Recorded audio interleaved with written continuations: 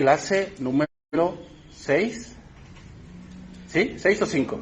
Ok, 5. Clase número 5 de la materia, la carta a los Efesios. Ok, estamos en el capítulo 1. Capítulo 1, verso número 15. ¿Ok? Empezamos allí en el verso 15. Y ahí tenemos como título: no inspirado, el espíritu de sabiduría y de revelación. Ok, voy a decir algo que dijimos la semana pasada para retomar esa parte. La iglesia requiere esta parte de espíritu de sabiduría y de revelación. ¿Ok? Ahora, cuando hablamos de espíritu, no hablamos de un espíritu que se te vaya a meter y te dé sabiduría, no. Hablamos de esa revelación, de esa parte de Dios que Él nos va a dar para entender misterios, ¿ok? Pero recuerden que donde no hay revelación, se cambia por la emoción. O sea, ya se empieza a cambiar por el yo creo, yo pienso, es que se me hace exagerado que pues se haga esto en la iglesia, se haga el otro. Perfecto, está bien, o sea que Dios nos hizo seres pensantes. Pero como les dije, con respecto a la iglesia, pues tu opinión, pues si va en contra de la Biblia, pues tu opinión no importa mucho. Tu opinión. ¿Por qué? Porque la Biblia es autoritativa. O sea, la Biblia es la máxima regla. Y si la máxima regla dice así, no hay pero que valga, No hay pero que valga. Bueno, pero es que hay que ver la situación. Bueno, hay que ver ciertas cosas también. ¿Ok? O sea, tampoco vamos a ser muy autoritativos. Pero, hermanos, hay cosas que sí o sí son así. ¿Ok? Ejemplo, el tabernáculo. Cuando Dios decía, no pueden entrar así, así, así, es así. O sea, bueno, pero es que yo pienso que pues depende del corazón. No, si Dios decía, no puedes entrar así, no puedes, punto. ¿Ok? El problema del ser humano es que tratamos de encontrarle mangas al chaleco, ¿verdad? Cuando no tiene mangas. O sea, así es. Entonces vamos a entrar a ese versículo 1:15. Por esta causa también yo, habiendo oído de vuestra fe en el Señor Jesús y de vuestro amor para con todos los santos, dice ahí, sigue diciendo, no ceso de dar gracias por vosotros, haciendo memoria de vosotros en mis oraciones. ¿Ok? Voy a leer un pasaje aquí, Apocalipsis 2:2, que habla también de esta misma iglesia. Recuerden, hermanos, que Éfeso fue la iglesia más madura que Pablo dejó. Y que en Éfeso fue donde el apóstol Juan terminó sus días. O sea, él regresó de Patmos y se instaló en Éfeso. Y cuando tuvo la revelación del Apocalipsis, una de las cartas fue para Éfeso, Apocalipsis 2:2. Yo conozco tus obras y tu arduo trabajo y paciencia, y que no puedes soportar a los malos, y has probado a los que se dicen ser apóstoles y no lo son, y los has hallado mentirosos. ¿Qué nos dice esta iglesia? Que tenía buena doctrina. Es decir, tenían mucho conocimiento, estudiaban mucho las Escrituras. Luego dice, y has sufrido y has tenido paciencia. Ahí paciencia significa soportas la dificultad, soportas la tribulación, soportas muchas cosas que están dentro de tu ciudad, y has trabajado arduamente por amor de mi nombre y no has desmayado. Entonces, las cosas que Cristo menciona de esta iglesia nos hacen ver la teología que ellos manejaban, la cual sin duda era muy buena, muy profunda, y esto, hermanos, lo produce el Evangelio. ¿Okay? Eso lo produce el Evangelio. Es decir, el motor de la iglesia es una buena enseñanza del Evangelio. Eso es la iglesia. La iglesia es parte, sí, enseñar a los perdidos, pero también la iglesia es un cuerpo que debe nutrirse con el Evangelio. Es una predicación constante. Entonces quiere decir que las convivencias, las comiditas, los días de las madres, el día del niño, los Reyes Magos, el fin de año, la Navidad, esas cosas son secundarias. Si se hagan o no se hagan, pues no tiene nada que ver con la iglesia. La iglesia es estudiar de Cristo, conocer el Evangelio, conocer las profundidades de las Escrituras. Eso es la iglesia. ¿Ok? Eso tiene que quedar muy claro. La iglesia es eso. O sea, la iglesia no es un conjunto de un club social donde pues a ver dónde están los más riquillos por acá y los pobres por acá y los clase media por acá y los que tienen iPhone por acá y no, eso no es la iglesia. La iglesia es un conjunto de gente redimida. Entonces el fruto del buen testimonio, hermanos, de saber discernir, de saber soportar, de saber distinguir un momento difícil, tiene que ver con el conocimiento que tenemos de Cristo. Si no conocemos de Cristo, hermanos, ¿sabes en qué basas tus ideas? En ti mismo. Ese es el problema. Y ese es a veces el problema con el pastor también. ¿Cuál? A veces el problema con el pastor es que vean a la gente de la iglesia como sus hijos. Entonces hay veces que el pastor les quiere resolver el problema. No. Yo no les puedo resolver nada. Por eso los hermanos que piden consejería siempre se les dice, tienes que orar. Tal vez yo le haría de una manera, pero yo no soy Dios. Tú tienes que aprender a ver la voluntad de Dios en tu vida. Si no aprendes eso, el día que el pastor se muera, y lo voy a decir así, hermanos, ustedes saben que en esta congregación hay 2 pastores, pero ustedes lo van a ver. El día que alguno de los 2 falte, van a ver cómo mucha gente se va a ir. Y eso va a demostrar que dónde estaba su fe. En el hombre. Tengan mucho cuidado con eso, hermanos. La iglesia no es de nadie, la iglesia es de Cristo. Por lo tanto, las ovejas deben saber depender ¿de quién? De Cristo. Bueno, entonces, ¿para qué está el pastor? Bueno, el pastor, su trabajo principal es enseñar. Es su trabajo principal. Antes que aconsejar, enseñar, Ese es su trabajo. O sea, un pastor que no enseña, no es pastor. No sabemos qué sea, pero pastor no es. ¿Ok? Y ahora vamos a ver qué es lo que pide Pablo. Efesios 1:17. Para que el Dios, dice ahí, de nuestro Señor Jesucristo, el Padre de gloria, os dé espíritu de sabiduría y de revelación en el conocimiento de Él. Ok, aquí tenemos algo importante. La sabiduría y la revelación deben estar basados en algo, y es en Cristo. ¿Cómo es tener sabiduría de Cristo? Muchos hacen esta pregunta. Es que yo no sé cuál es la voluntad de Dios. ¿Saben lo que me está diciendo esa persona? Que no lee la Biblia. Que no lee la Biblia. ¿Te has preguntado por qué el Antiguo Testamento tiene muchas historias de la vida diaria? Porque, hermanos, la vida del hombre es un ciclo.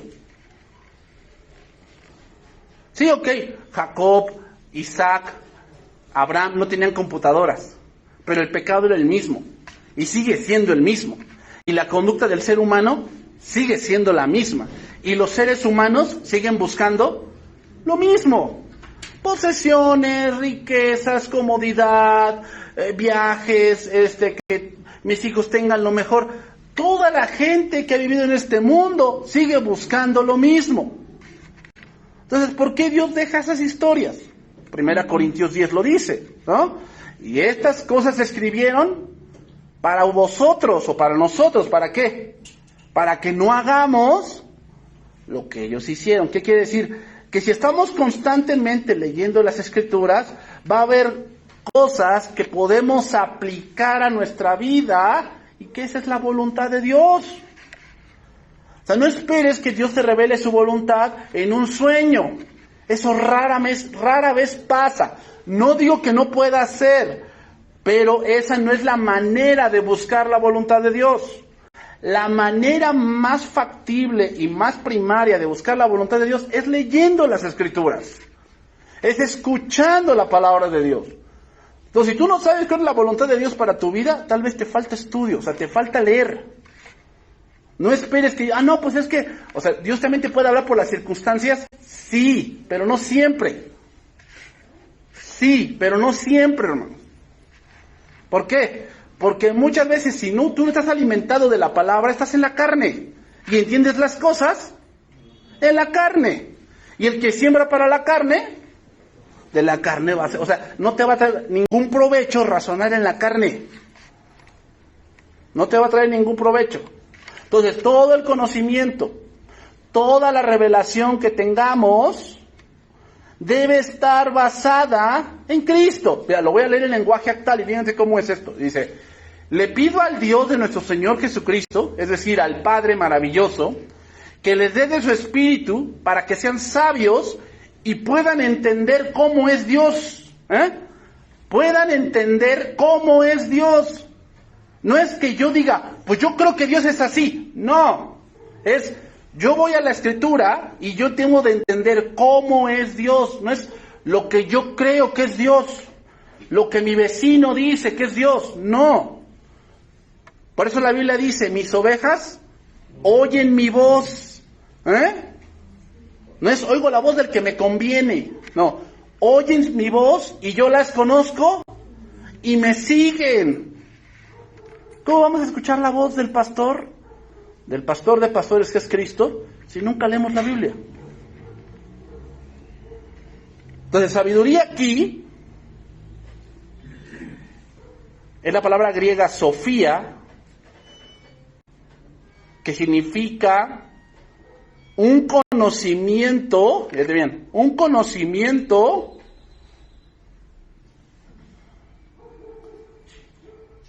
más elevado que el mundano. Tú puedes saber de cosas, está bien. Tal vez eres muy diestro en las ventas, en la costura, no sé, en la computación, en la programación, en la administración, en la tesorería. Qué bueno.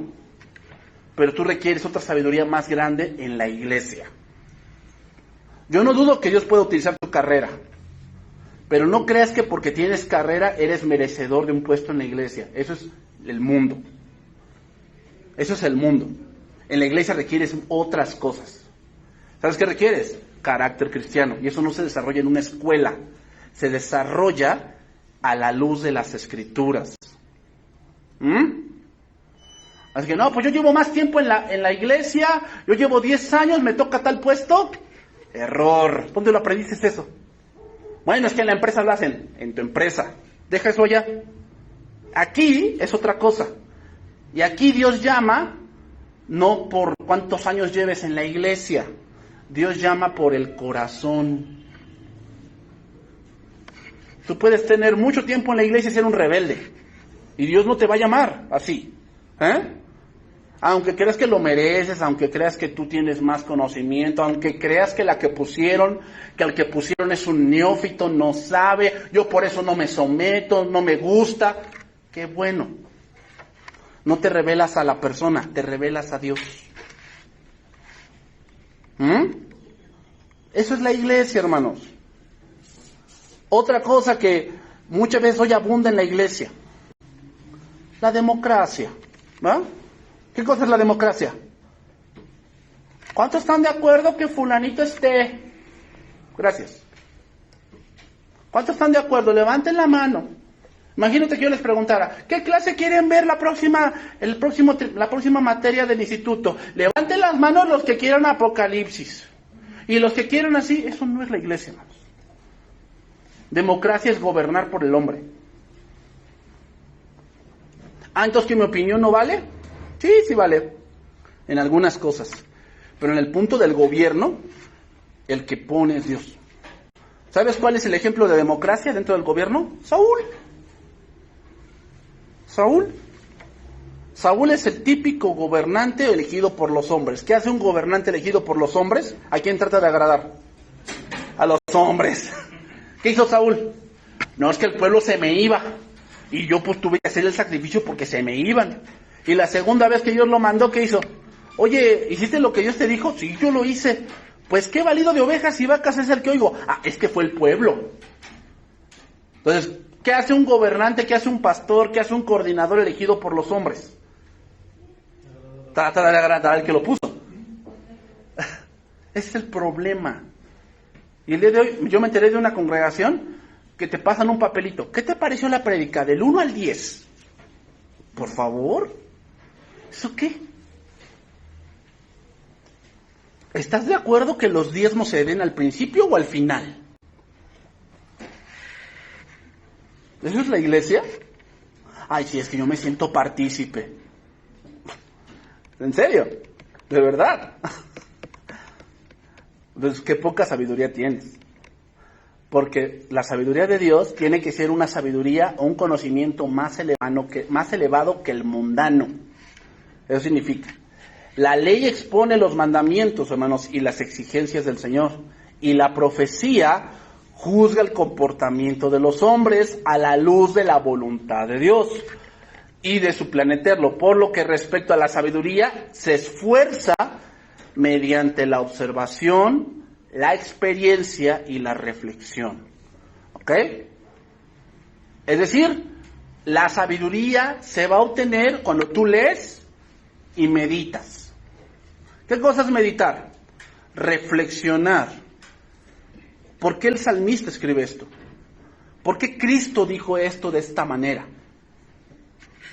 ¿Por qué pasó esto en esta manera? ¿Por qué Dios a unos los libró y a otros no? ¿Por qué Dios hizo separación en las plagas con Israel y con Egipto? ¿Por qué Dios permitía? Pues ahora que estaba yo leyendo esta parte de Moisés, que ¿por qué Dios permitía que Faraón dijera, oren a Dios que se me quite esto? Y Dios lo quitaba. Y de repente Faraón cambiaba de opinión. ¿Por qué? ¿Por qué Dios lo permitía? O sea, ¿Dios no sabía que se iba a poner obstinado Faraón? Sí lo sabía, entonces ¿por qué Dios lo permitía? Y Dios mismo lo dijo, porque te he puesto para que haga yo en ti mis maravillas. O sea, ¿sabes lo que Dios hace con algunos? Los deja que se endurezcan más. ¿Para qué? Para que sea más grande su ruina.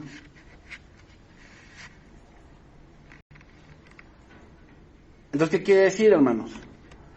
Que muchas veces Dios tiene misericordia de todos.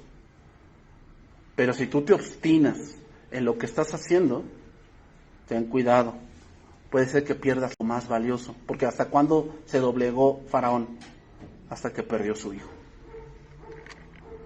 ¿De acuerdo? O sea, eso es meditar, hermanos. O sea, no es nada más de que, pues envió plaga de langostas. Pues qué bueno, ¿no? ¿Cómo es la langostita? Pues así. Ay, pero qué bueno que aquí no tenemos campo porque aquí no cae. Eso no es reflexionar, hermanos. Tienes que leer y reflexionar qué estaba pasando. O sea, si tú fueras Faraón, ¿qué hubieras hecho? Ahora aplícalo a tu vida. Porque hay muchas cosas en las que sabes que no debes actuar de tal manera y te obstinas. Y Dios te da chance, como a Faraón. Pero nos obstinamos en muchas cosas que Dios nos ha dicho, deja eso. Y como Faraón nos obstinamos, diciendo, no, pues es mi vida, son mis hijos, es mi esposa, es mi casa. Cuidado, Faraón, no voy a hacer que Dios te lo quite, para que ahora sí te doblegues. Entonces, hermanos, la sabiduría es un don de Dios que debe llevarnos a la reverencia.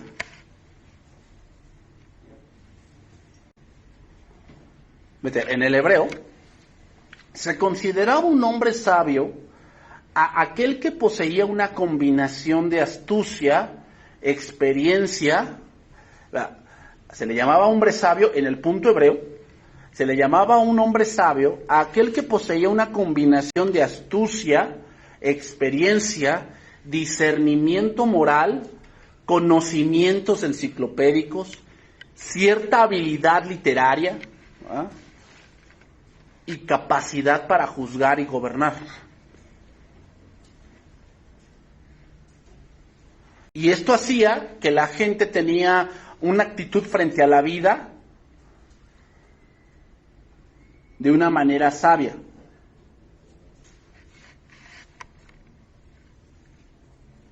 Pero en el punto de Cristo se agrega un elemento más que es esencial: el temor a Dios.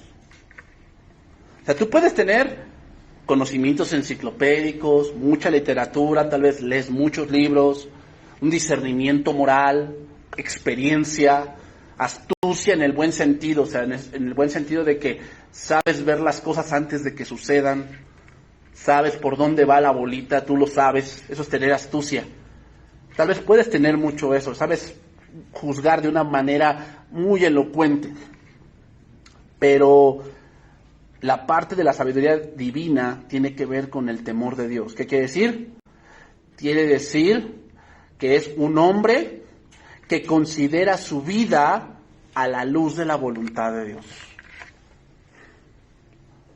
Tal vez hay cosas, hermanos, que a la luz del ser humano parezcan muy correctas, pero a alguien que es sabio no le va a importar esa opinión. Le va a importar la opinión que Dios tenga de eso que va a hacer. Esa es otra cosa, y esa es una sabiduría más elevada. Oílo bien, hay muchas veces que la gente te va a decir, no, está perfecto lo que vas a hacer, está muy perfecto. ¿Qué opina Dios de eso que vas a hacer? Y eso es tener una sabiduría más elevada. Parece simple, pero no lo es, hermano. Entonces, algo que nos queda claro es que sabiduría no es saber mucho. Tiene parte, hermanos. Pero podemos ser muy sabelotodos y ser tontos. Ser muy sabelotodo y ser tontos. Es un hombre que combina el conocimiento con una correcta revelación de Dios. O sea, sabe cómo es Dios. Él lo sabe. ¿Qué opina Dios con respecto a esta manera de vivir? Él lo sabe. No, pero es que tal filósofo dice. Tal persona, es que mi abuelita dice. Sí, está bien. ¿Qué dice Dios?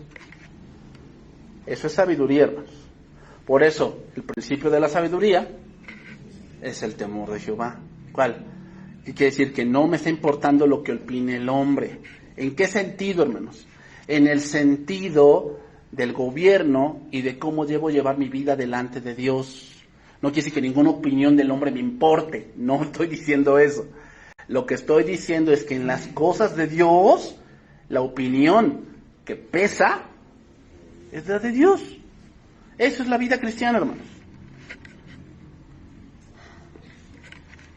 Vea, palabra de Dios para todos, de este versículo 17, porque aquí tiene otra manera de decirlo. Ruego que Dios, el Padre glorioso de nuestro Señor Jesucristo, les dé de él espíritu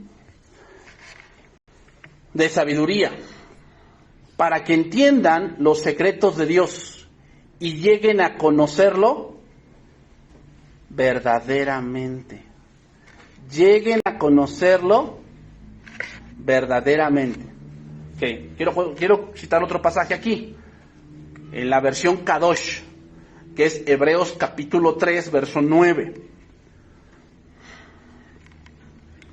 Vean lo que dice este pasaje. Lo voy a leer en la versión Kadosh porque me gusta cómo lo dice y creo que trae mucha revelación de lo que quiere decir ese pasaje. Dice, sí, sus padres me pusieron a prueba. Ellos me retaron a pesar de que vieron mis obras por 40 años, por lo cual estuve enojado con esa generación. Yo dije, sus corazones siempre se están extraviando. No han entendido cómo yo hago las cosas.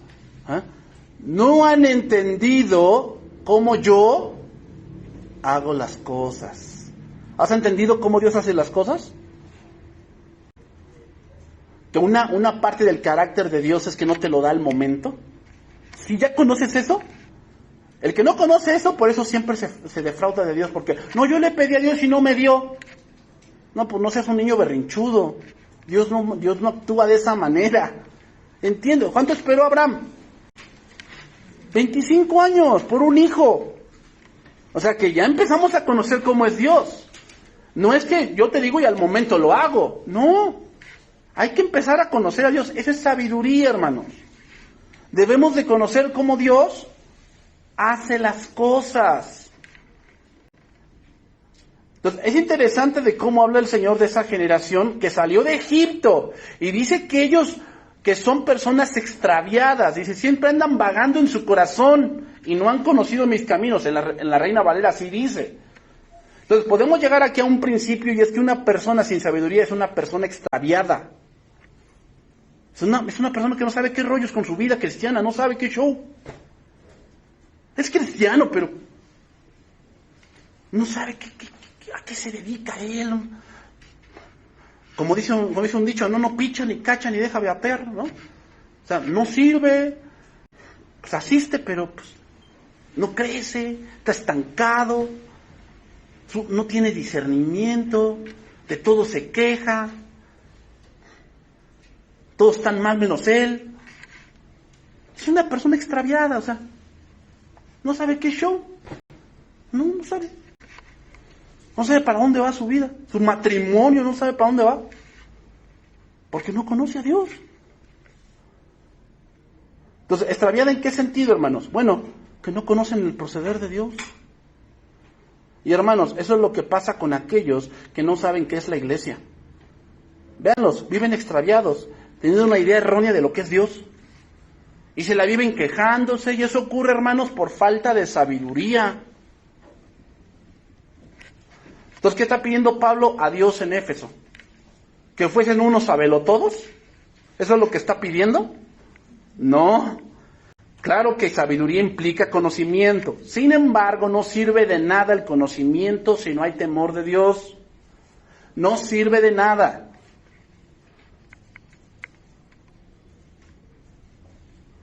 ¿Sabes lo que hace un necio? Conocer e ir en sentido contrario a lo que conoce.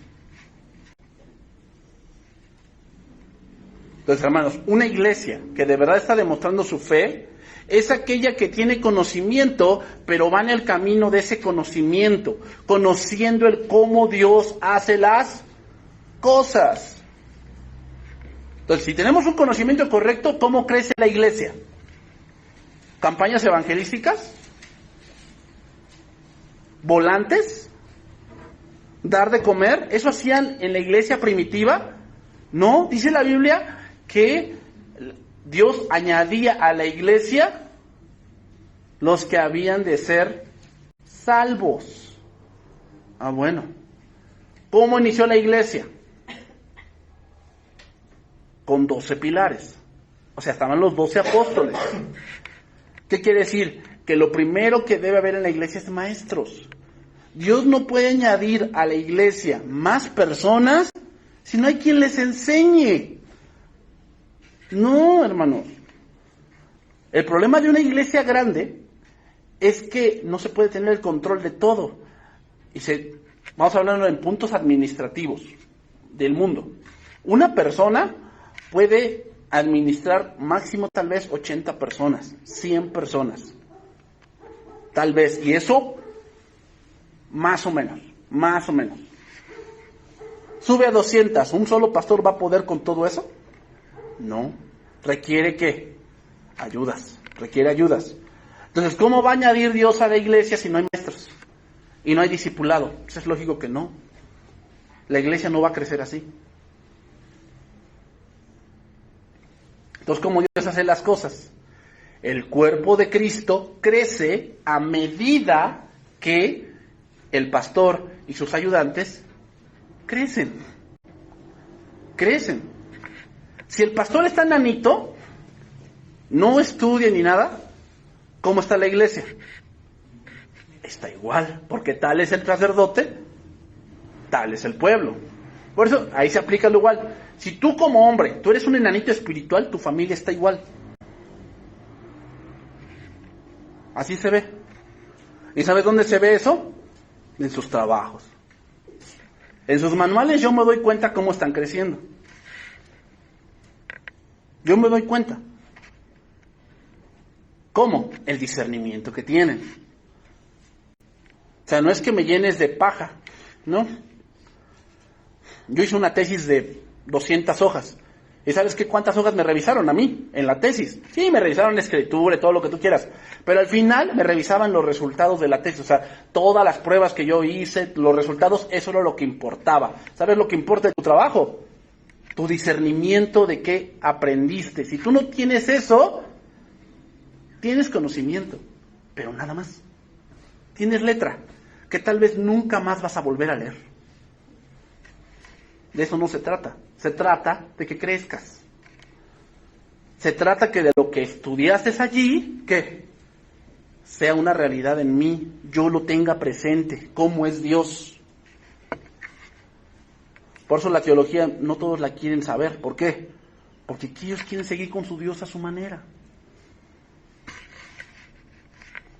Es por eso, hermanos, que esas congregaciones que se la pasan quejándose es porque no conocen a Dios. Oye, pero saben mucha Biblia y está muy bien, pero no conocen a Dios. Por eso se la viven haciendo cada eventito y cada rollo que están sacando ahí por internet, cosas que ¿en qué glorifican a Dios? Revelación. La palabra griega aquí es apocalipsis. Apocalipsis, que significa una manifestación o descorrer el velo.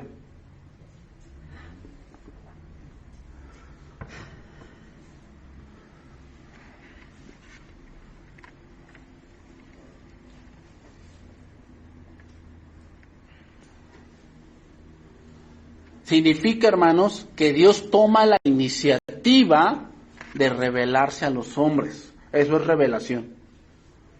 Que Dios a través del Espíritu Santo te hace entender algo, te hace entenderlo, te hace saber cómo se aplica a tu vida. Eso es revelación.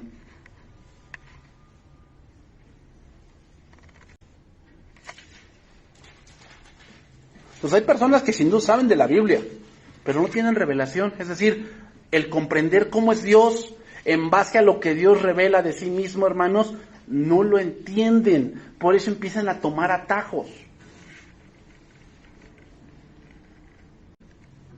Hermanos, o sea, el motivo de una misión no es llenarnos de comida, ¿no? ¿Antes no se puede compartir el pan? Sí, está bien. Pero eso no es el motivo principal por el cual yo me congrego con ciertos hermanos o yo voy a cierto lugar para predicar el Evangelio. No es para comer pollo rostizado. Pues, hermanos, eso no es la Biblia, eso no es la iglesia. Perdónenme, eso no es. ¿Cuántas veces se menciona en la Biblia que Jesucristo repartió comida? 2 veces. ¿Qué quiere decir? Que no es algo fundamental. Es algo que es esporádico. No, pero si vamos a traerlos, los atraes con la carne. Y cuando ya no les des, ¿qué va a pasar? Pero así les demostramos el amor de Cristo. El amor de Cristo es el Evangelio. Es la cruz. Eso es el amor de Cristo. Entonces, cuando Dios dice que es nuestro Padre, como punto de referencia tenemos que debemos conocer a Dios cómo es primero para comenzar algo después. Eso es tener revelación, hermanos. Tener bien entendido por los atributos de Dios y cómo se manifiestan.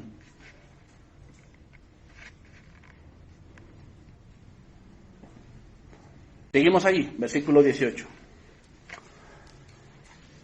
Alumbrando los ojos de vuestro entendimiento, para que sepáis cuál es la esperanza a la que Él os ha llamado, y cuáles las riquezas de la gloria de su herencia en los santos. Vean cómo dice, alumbrando los ojos de vuestro entendimiento. ¿Qué quiere decir? Que la revelación solamente es para un nacido de nuevo. Dios no puede alumbrar a alguien que está muerto. Eso lo vamos a ver en el capítulo 2. Y Él os dio vida a vosotros cuando estabais muertos en vuestros delitos y pecados. Eso lo vamos a ver en el capítulo 2. Entonces, ¿qué quiere decir? Que alguien no puede tener revelación si no es hijo. La revelación es para los hijos. Un padre revela sus secretos, ¿a quiénes? A sus hijos, no. O sea, si yo soy bueno en algo, yo espero que mi hijo herede eso. Eso pasaba mucho con los japoneses, ¿no? Sabían mucho de las artes marciales y a quién heredaban ese conocimiento que él tenía nada más. A su hijo. Cuando llegaba un extranjero, él les decía, ¿por qué no? Porque tú no eres mi hijo. Básicamente por eso. O sea, básicamente un extranjero que quería aprender artes marciales de un japonés, casi que se tenía que volverse su hijo. Su hijo. Lo mismo pasa aquí. ¿Quieres revelación de Dios? Pues primeramente debes asegurarte que sea su hijo. Aquí la palabra esperanza, que hay varias palabras que tenemos que analizar. Esperanza significa una expectación, una confianza en algo, ¿verdad? Entendimiento significa un pensamiento hondo de una verdad. Y el llamado, es decir, una invitación.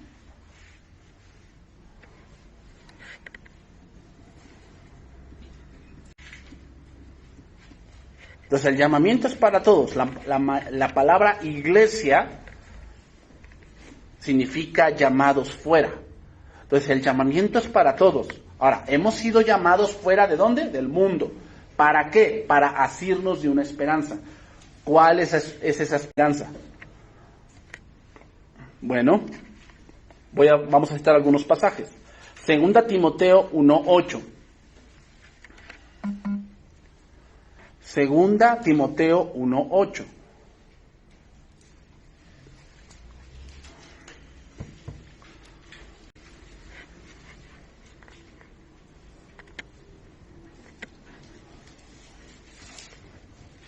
Hay una esperanza a la cual hemos sido llamados, hermanos. Y eso tiene que ver con muchas veces las circunstancias que vivimos nos hacen pensar, ¿para qué me guardo del mundo? ¿Qué ganancia tengo? O sea, ¿qué ganancia tengo en no asistir a los lugares que todos van? ¿Qué ganancia tengo con no comportarme como todos los demás se comportan? ¿Cuál es la ganancia que tengo? Como que hasta nos sentimos rechazados, solos, y es parte, hermanos. Pero una cosa es sentirte solo, otra cosa es estar solo. ¿Ok? Estar solo implica depresión. Pero sentirte solo es porque muchas veces las circunstancias están apremiándote, pero no sientes a Dios. Pero eso no implica que Dios no esté contigo. Y vamos a encontrar muchos salmos en eso. El Salmo 22 es un ejemplo de ello.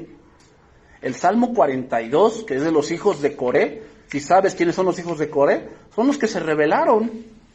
Que por cierto, en la serie que estamos tocando los jueves vamos a tocar ya ese tema.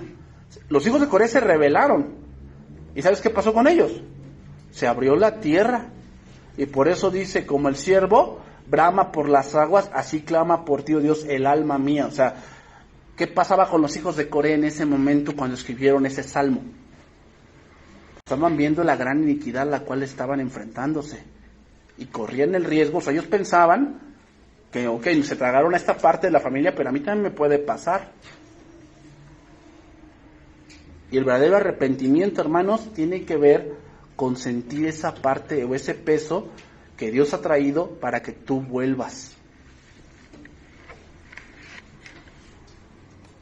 Dice ahí, por tanto, no te avergüences de dar testimonio de nuestro Señor ni de mí, preso suyo, sino participa de las aflicciones por el Evangelio según el poder de Dios, quien nos salvó y llamó con llamamiento santo, no conforme a nuestras obras, sino según el propósito suyo y la gracia que nos fue dada en Cristo Jesús antes de los tiempos de los siglos. Es decir, le está diciendo a Timoteo, tú tienes que sufrir. El que quiere permanecer en el Evangelio va a sufrir, pero tú sufres por un llamamiento más grande. Esa es la esperanza que tenemos. O sea, sí. Parece que no tenemos nada, parece que somos perdedores, parece que el hacer lo correcto no trae buenos beneficios, eso es lo que parece.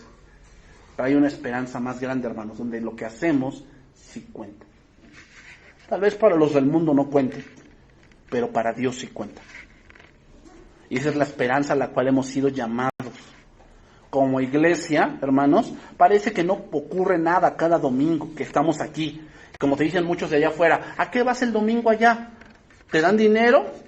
Su esperanza está en el dinero. O sea, que piensan que si tú vienes a un lugar es porque tienes una ganancia material. No, nuestra esperanza no es material. Nuestra esperanza es más arriba que lo material. Entonces, cada vez que venimos un domingo, sí pasa algo, hermano. Bueno, es que yo no lo veo. Es que no se trata de ver, se trata de creer. Entonces, sí pasa, hermanos. Sí pasa. Tal vez ese domingo Dios te quiso dar la herramienta que necesitabas para algo que te vas a enfrentar en la semana. Y bueno, entonces, ese domingo no vienes. Por X y razón. ¿No? Y tú ya no escuchaste eso que Dios te quería dar. Te enfrentas al problema. No sabes qué hacer. Es como aquel niño, ¿no? Que faltó un día, 2 días a la escuela. Y estaban estudiando matemáticas. Y ya les enseñaron la suma. Llega a la escuela y ya todos están sumando. Y él está así como que, ¿qué está pasando? O sea, no sé qué están hablando. ¿Y qué pasa? Pues empieza, si no se pone las pilas y tal vez el papá no se da cuenta de eso, el hijo reprueba. Entonces, sí pasa, hermanos. Cada domingo es importante. Tal vez Dios te va a hablar algo que necesitas en ese momento. Entonces, esa es la esperanza, hermanos. O sea, no es algo que, no, pues, ¿qué te dan allá? No, pues no lo vas a entender lo que me dan. No lo vas a entender. No, pero es que si tú tienes un negocio, pues, atiéndelo, sí. Pero yo voy a adorar al que me dio ese negocio. Ellos no lo entienden, hermanos, no lo entienden. El del mundo no lo va a entender. Pero ¿cómo entendiste eso? Revelación, porque sabes cómo Dios hace las cosas. Y sabes que Dios ha dicho, cuando se te multiplique y tengas, ¿qué? No te olvides, no te olvides, que yo soy el que te da las fuerzas y te da la habilidad para hacer, ¿qué? Negocios y riquezas. Yo soy el que te da la habilidad, no eres tú. Yo fui el que te dio ese talento para trabajar. Cuando naciste yo te lo di, así que no te olvides. Primera de Pedro 2:9. Primera de Pedro 2:9.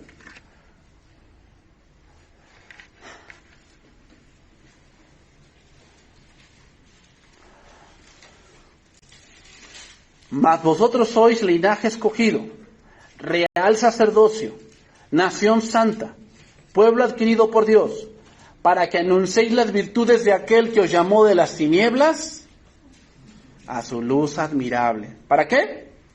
Para que anunciéis las virtudes de aquel que os llamó de las tinieblas a su luz admirable. Entonces, ¿qué quiere decir? Que la iglesia debe ser, lo que dijo Cristo, la luz del mundo. ¿Cómo va a ser la luz del mundo la iglesia?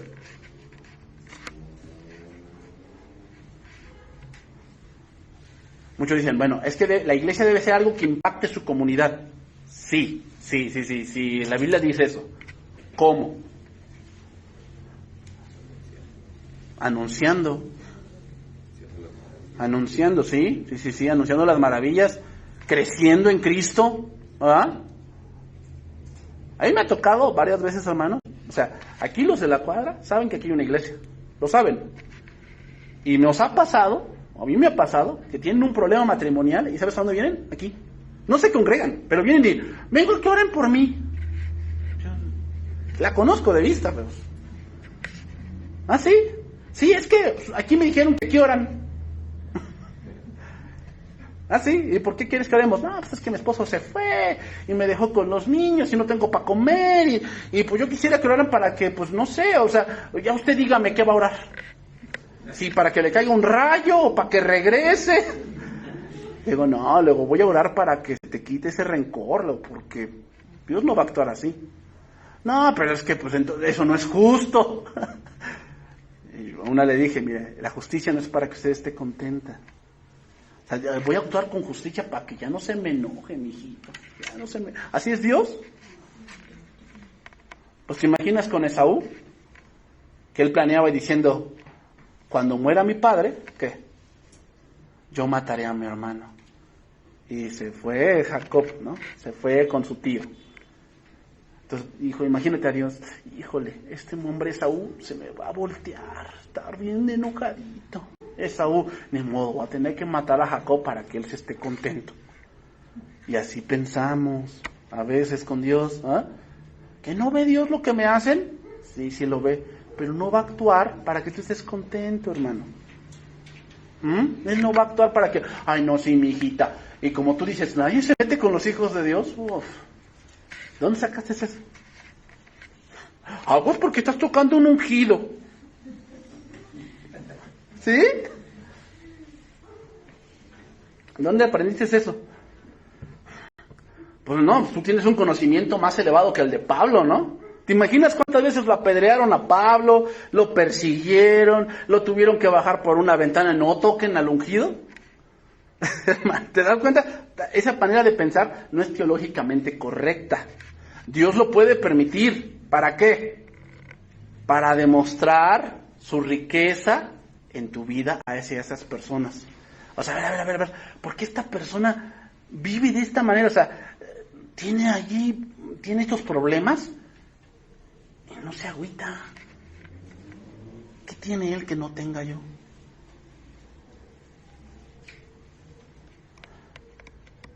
¿Qué tiene él? O sea, a ver. O sea, mi hermano, o sea, muchos, Dios los va a tomar en cuenta aquí a los vecinos, porque los cantos se escuchan hasta la esquina. ¿Tú piensas que ellos no entienden lo que se dice? Sí, hermanos. Y eso, en el día del juicio, ¿qué? Se los va a sacar Dios. Entonces, entendemos que el llamado es por gracia y no por algún mérito que tengamos. Entonces, ese llamamiento, hermanos, ofrece una esperanza. Fíjate, el doctor Kenner, era un autor de los años 50, era un autor bautista muy conocido, y cuenta de un pastor y un diácono que estaban visitando a futuros miembros de la iglesia. Y llegaron a una hermosa casa en una urbanidad lujosa, rodeada de un césped que parecía una alfombra de terciopelo, ¿no? Bien arreglada. Y en la entrada había 2 autos costosos, un Rolls Royce, un BMW. Y a través de la ventana, hermano, los hombres vieron al dueño recostado en un sillón, mirando el televisor de colores. Y el diácono se dirigió al pastor y le dijo, ¿qué podríamos darle a este que ya no tenga? Pues tiene todo, pues tiene una buena casa, tiene coches, tiene un televisor grandote, ¿verdad? 80 pulgadas, tiene un buen sillón. ¿Cuán propensos estamos, hermanos, a confundir precios y valores? Éfeso era una ciudad rica, alardeaba con el templo de Diana, una de las maravillas del mundo antiguo. Y hoy Éfeso es un paraíso arqueológico, pero toda su riqueza y esplendor han desaparecido. Y hermanos, para los creyentes que una vez vivieron allá, ahora están en el cielo, disfrutando de una gloria que no se compara con la de Éfeso. Entonces, hermanos, ese es el punto. El punto es que nosotros hemos sido llamados no a ser ricos, aunque sí lo somos. Somos llamados no a ser ricos, pero lo somos. ¿Por qué? Porque las riquezas que tenemos no son de este mundo, están en la gloria. Entonces, la gloria de Éfeso, ¿qué? Pereció. Pero los cristianos que vivían allí, su gloria permanece por la eternidad. Entonces, vámonos por la parte final, hermanos. Primera de Juan 2:28. Primera de Juan 2:28.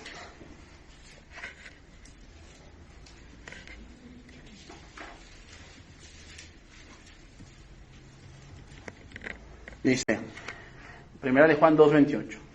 Y ahora, hijitos, permaneced en él, para que cuando se manifieste tengamos confianza, para que en su venida no nos alejemos de él avergonzados. Si sabéis que él es justo, sabed también que todo el que hace justicia es nacido de él. Mirad cuál amor nos ha dado el Padre, para que seamos llamados hijos de Dios.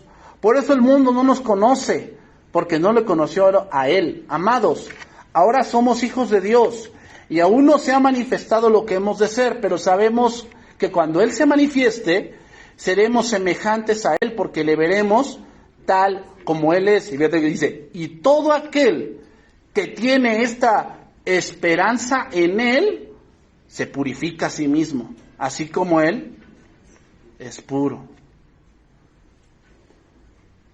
Tú tienes revelación, entiendes cómo Dios hace las cosas. ¿Sabes a dónde nos debe impulsar eso? A ser como Daniel. Daniel se fue a una tierra desconocida teniendo 15 años. 15 años. Y sus amigos también.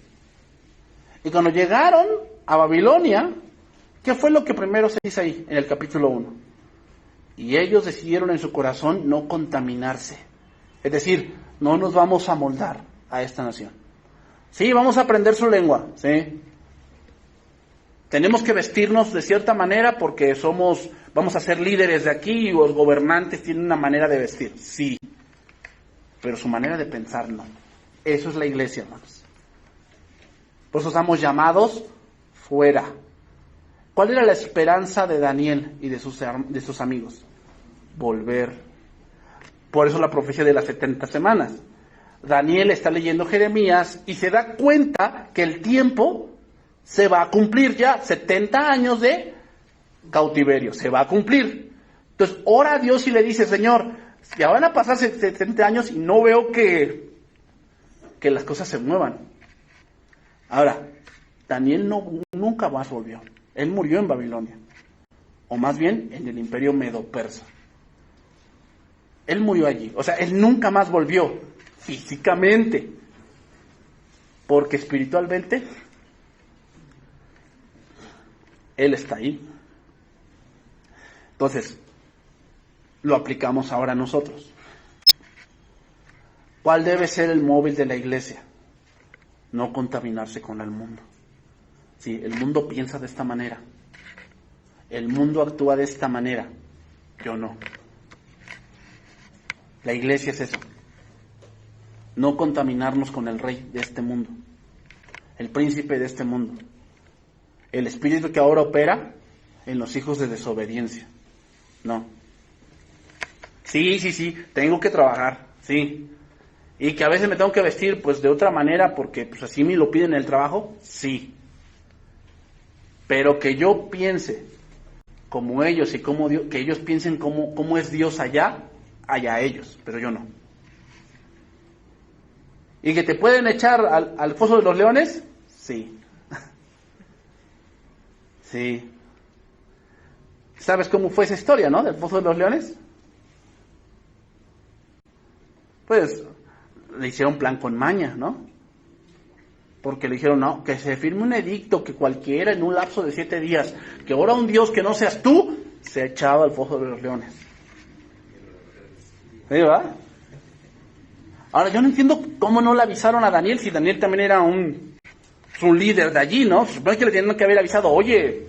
Y sí le avisaron, se enteró. Pues, sabe que era plan con maña, ¿va? Así hacen los del mundo. ¿O no? Es plan con maña. Van con el jefe y le dicen, no, es que todos hemos trabajado mucho menos él. Plan con maña. Para echarte al foso de los leones, ¿no?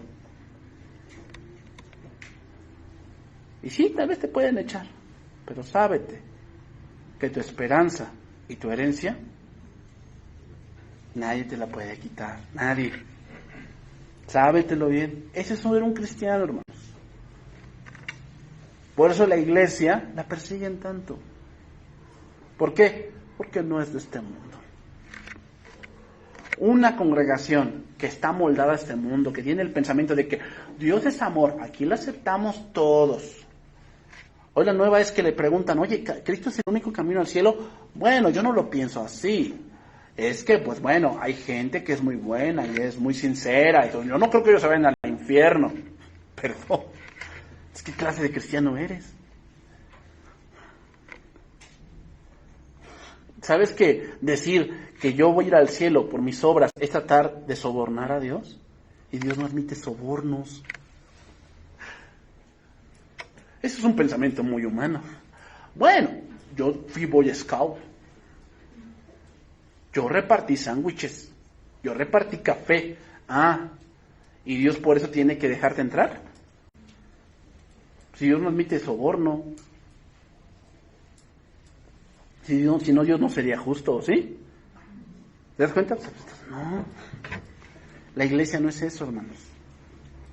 Porque muchas veces tratamos de hacerla así, Señor, bueno, sí, o sea, estoy rebelde, pero tú ves que yo sí soy bien sincero. ¿Y con eso ya sobornas a Dios? No, haz lo que Dios te dice. Haz lo que Dios te dice. ¿No dijo eso Saúl?